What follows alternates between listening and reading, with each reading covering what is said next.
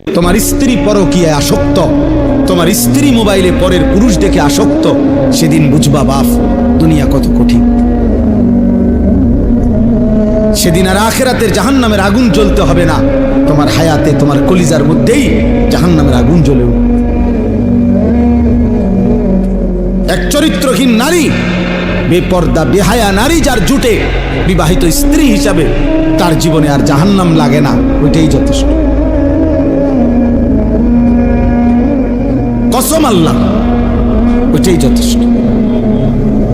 এজন্য তাফসীরের মধ্যে আছে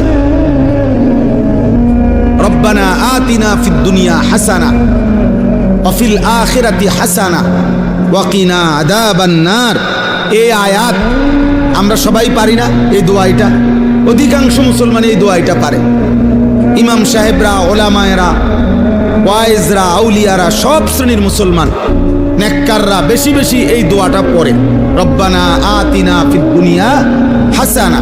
আল্লাহ দুনিয়ায় আমাকে যা হাসানা, যা পবিত্র, যা উত্তম তা দেন। পুরা দুনিয়া লাগবে না আমার, উত্তমটা দেন, হালালটা দেন। ওয়া ফিল আখিরাতি হাসানা, আখিরাতেও মাওলা আমারে যা উত্তম তাই দিয়েন। ওয়া কিনা আযাবান নার, আর মাওলা আপনি আমারে জাহান্নামের আযাব থেকে বাঁচায় দিয়েন। এই দোয়া। এখন এই দোয়ার অনেক তাফসীর আছে।